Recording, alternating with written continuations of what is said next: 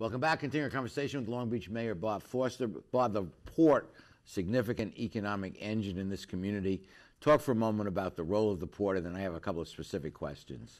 Well, the port is really has become the economic engine for this area. You know, after the sharp decline in the defense industry here in the early 90s and then the Navy leaving, this place was in very poor economic shape. And what's really helped pull us out, the biggest anchor, biggest part of that has pulled us out, has been international trade. As you know, on the ballot in November is Prop D that would change the port contribution to the city from the current 10% of the net to 5% of the gross. Naturally, in tough times, the city looks to the port to help the city out in its fiscal situation. What's your view of that change? Well, let's be clear about what we're talking about. The port does not give a transfer of money to the city. None of the port's transfer or the percentage of their net income goes to the city general fund. By state law, it all has to be used for tidelands purposes. Now, that means recreation around the coast, the marinas, potentially the aquarium. But that lifts the burden from the city of funding those things. Well, it may be, but nevertheless, we don't have resources. Well, what do you think of the change? The change is important because we have had many issues with the port over the last couple of years. They operate like a business. They should operate like a business. And as any business, what they'll try to do is take advantage of every rule to write things down quickly.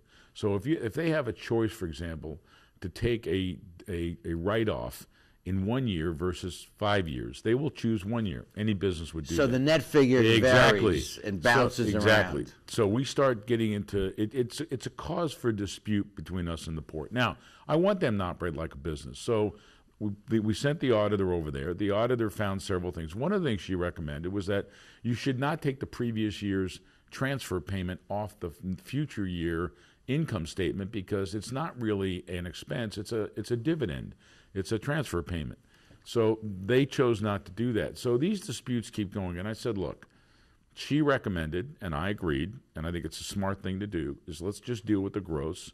That's an easier figure to calculate. It's not easier. It also reduces the disputes and the tension. We don't have to sit there and start questioning every expense the port has. But there's one thing.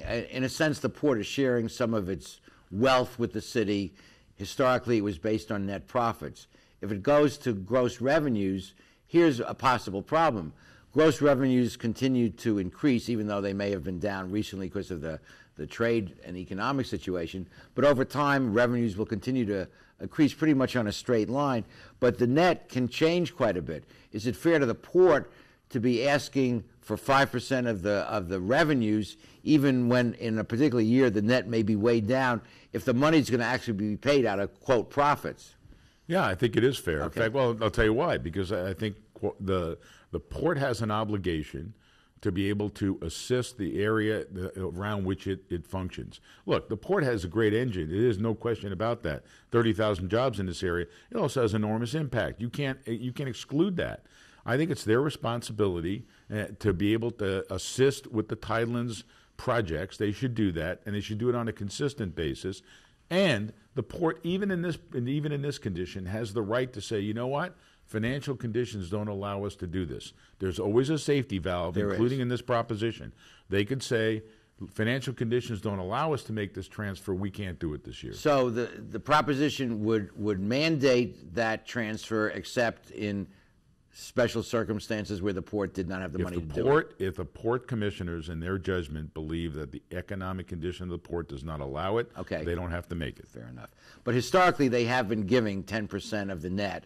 And that's what's in the charter. It's in the charter. This is a charter change. Okay. Second and PCH project, the EIR, they've pulled it to revisit the EIR.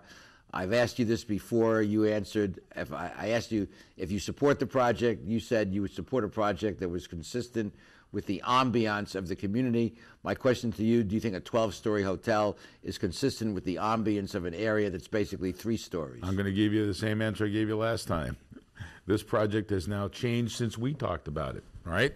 It's changed many times. It's still going through the change. I'm going to let the process complete, and when they come up with a project that they're presenting as a completed project to the community and to the city council, I'll be happy to comment on it then. So you think it's possible that a 12-story hotel is consistent with the ambience of the east side of town? Anything's possible, Art. I mean, it depends on how you design things. The biggest issue over there is not only the height, but also the Traffic, yeah. And the reason I believe I heard they pulled the IR back is that there are additional traffic mitigation measures. Okay. I want to see this thing go through the process. People are a lot closer to this, and quite frankly, a lot more knowledgeable about this or working on this. I want it to finish Fair the enough. process. Okay, we have to pause for these messages. We'll be right back. Stay with us.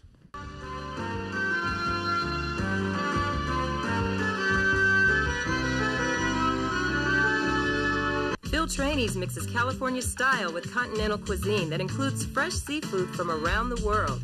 Since Phil is the chef, the menu has a wide variety of pastas, salads, soups, and appetizers that feature his unique personal touch. And the Italian-American signature dishes are simply beyond delicious. You never know who you're going to run into at Trainees, from the famous sports legends on the Wall of Fame to local celebrities having a drink at the bar. For the best fine dining experience, visit Phil Trainees. At Performance Plus Tire, you'll find we carry Tuyo Tires. For over 50 years, Tuyo has been a world leader in the development of high-quality tires. Optimum performance, safety, and a comfortable ride. That's what makes Tuyo Tires great. And now come into Performance Plus Tire for a great deal on these Tuyo tires. Proxys ST, Open Country AT, and Proxys 4. Tuyo Tires, driven to perform. Come in today and we'll install new Tuyo tires on your vehicle while you wait. Performance Plus Tire on Cherry Avenue, 1 mile north of the 405 in Long Beach. When I was a boy growing up in Italy, I had a dream to own my own store. I came to the United States and I worked hard as a tailor. Hi, I'm Umberto. I've been in Long Beach since 1960, carrying the finest quality men's clothing.